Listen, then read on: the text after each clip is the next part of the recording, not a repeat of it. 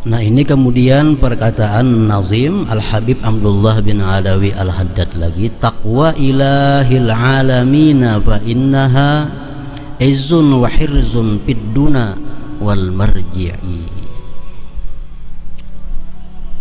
Taqwa ilahil alamin fa innaha izzun wa hirzun fid duna wal marji'i. Ini awal nasihat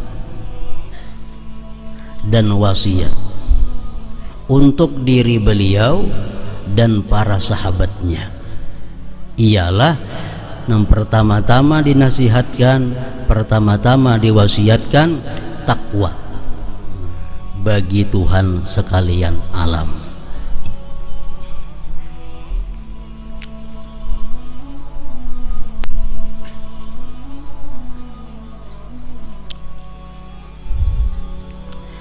Pengertian al-ilah adalah yang disembah dengan sebenarnya ialah Tuhan yang menciptakan. Adapun pengertian alamin adalah sesuatu selain Allah Ta'ala. Surga termasuk alam, neraka termasuk alam, hewan termasuk alam, langit, bumi, gunung, matahari, laut termasuk alam. Pokoknya masih Allah, sesuatu selain Allah disebut alam.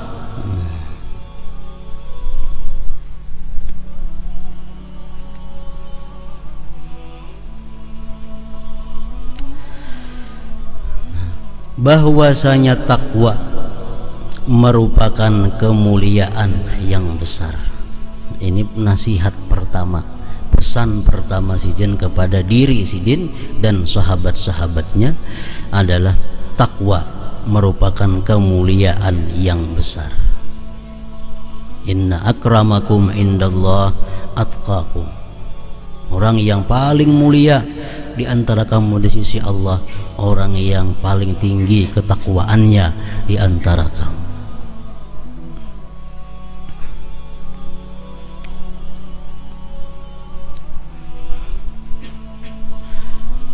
Dan benteng yang kukuh terhadap orang yang bertakwa, baik di dalam dunia ataupun di akhirat.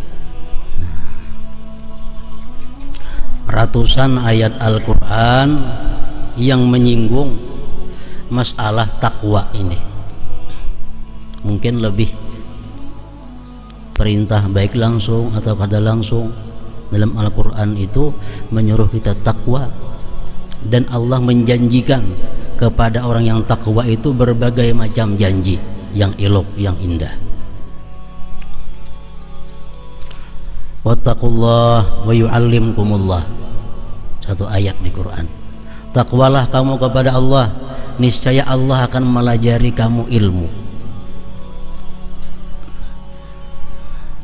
Artinya apa? Orang-orang yang takwa kepada Allah itu akan diberi Allah ilmu yang langsung tanpa melalui guru, yang disebut dengan ilmu laduni. Wa atainahu min ladunna ilma.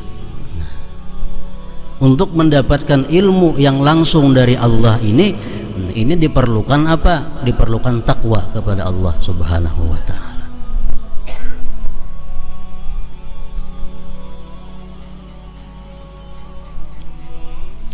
Dikisahkan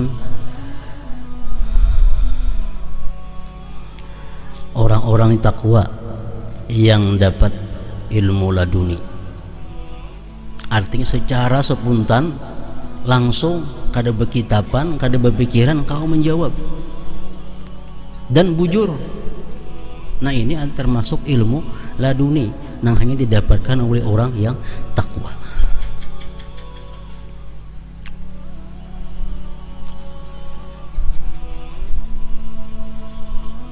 Ada salah seorang khunsa. Khunsa ini orang yang punya dua alat kelamin. Alat kelamin laki-laki berisi, alat kelamin bini-bini berisi. Dan kedua-duanya itu berfungsi. Ini ngarannya khunsa dalam istilah fikih atau agama syariat, khunsa. Nah, begitu khunsa ini mati, para sahabat bertanya kepada kawan-kawannya sesudah wafat Rasulullah. Ini kira-kira khunsa ini sebujurannya apa? Laki-laki bini-bini. Nah, ada yang bertakun lawan Sayyidina Ali. Langsung Sayyidina Ali menjawab, di sini hitung tulang rusuknya. Bila kada sama sebelahnya balah, berarti laki-laki. Belahnya sebelahnya balah belain jumlahnya, berarti ini khunsa aslinya bini-bini. Apa laki-laki. Bila komplit keduanya kiri kanan sama, berarti bini-bini gitu. Nah, bila bakurang sebuting tulang rusuknya, berarti itu laki-laki. Nah, ini ilmu yang didapat Sayyidina Ali langsung daripada Allah Subhanahu wa taala, tanpa ada melalui guru, tanpa melalui berpikir, langsung. Nah, seperti itulah ilmu yang diberikan Allah kepada orang-orang yang takwa.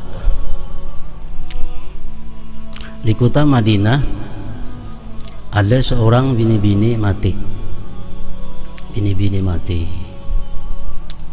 dimandikan oleh bini-bini juga nang mandi ini. Si tukang mandi ini kan berkawan berdua bertiga mandi mayat. Begitu tukang mandi ini mencapai parat si perempuan nang mati ini tuh bersuara, celaka, ini parat penjina. Memang ini orang namanya dahulunya suka berzina.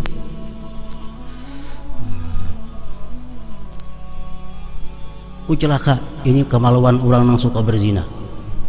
Tangan rahatan membasuh itu, rahatan mengubui itu. Nah, kekuasaan Tuhan kenapa tangan tukang mandi berikit, kata kamu macul lagi di situ. Berikit. Kata kamu macul lagi. Lalu ulama Madinah ribut, kayak apa caranya? Ini tangan tukang mandi ini berikit. Kumpul ulama, di situ ada di antara lain Imam Malik, rahimahullah. Imam Malik mazhab Maliki itu imamnya, Imam Malik dimintai fatwa kepada Imam Malik. Kayak apa ini caranya memacul ini? Nah, tangan kah ditatak atau itu kah dihimpal? Nah, mana ianya? Berikit. Nah, dengan sepuntan Imam Malik menjawab, itu nang tukang mandi pukul 100 kali pukul atau berapa kali pukul, sebagai hukuman dia berkata-kata mengatakan ini kemaluan penzina. Dipukul lebih daripada 70 kali dipukul, tapi aja tangan tadi. Itulah hukuman kepada orang yang menyambati orang na penzina itu. Nah, ini fatwa Imam Malik ini adalah merupakan ilmu laduni yang diberikan oleh Allah Subhanahu wa taala. Kan ada kitabnya itu. Kan ada Qur'annya, kan ada hadisnya, langsung dari Allah Subhanahu wa taala memberikan ilham kepada Imam Malik bahwa tangan orang yang menyambat dipukul sebagai hukuman haddul kadzab, mengatakan orang berzina. Setelah kejadian itu, para ulama Madinah sepakat bahwa tidak boleh berfatwa di Madinah ini selama Imam Malik masih hidup, selama Imam Malik masih ada. Nah, karena segala masalah nang sulit, nang muskil bagaimanapun, sidin selalu bisa memecahkannya. Nah, ini ilmu laduni. Wattaqullah wa yu'allimkumullah. Takwalah kamu kepada Allah, Allah akan mengajarkan kamu ilmu-ilmu nang istimewa, ilmu-ilmu nang langsung dari Allah Subhanahu wa taala. Nah, ini janji Allah kepada orang yang takwa.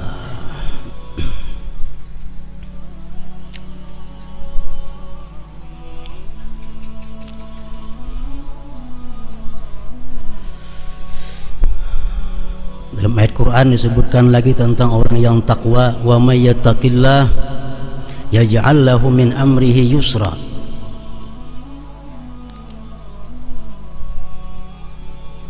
Barang siapa takwa, Allah jadikan segala perkaranya itu mudah. Baik perkara duniawi, baik perkara akhirat, baik perkara ilmu, baik perkara apa saja, orang yang takwa itu selalu dimudahkan oleh Allah Subhanahu wa taala perkaranya.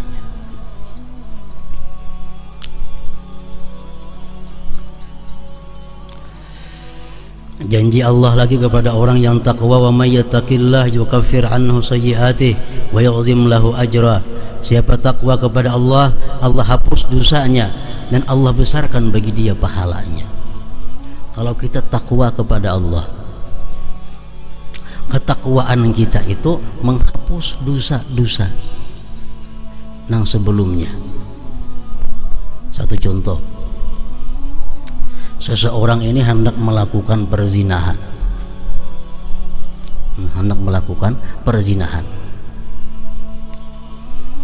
lalu dia membawa bini-bininya ke suatu tempat untuk mengadakan perzinahan.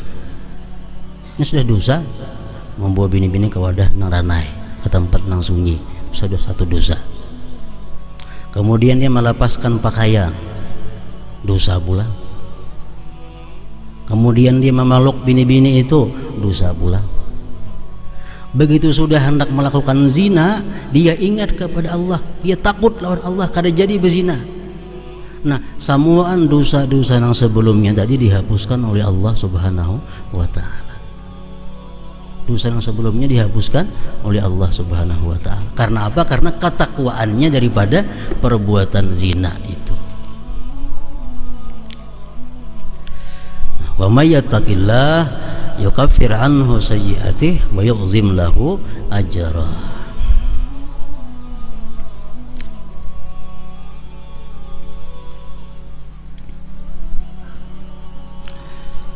Walhasil ratusan buting ayat-ayat Quran yang macam itu, Allah menyuruh kita takwa dan memberikan janji bila kita mampu melaksanakan takwa tersebut.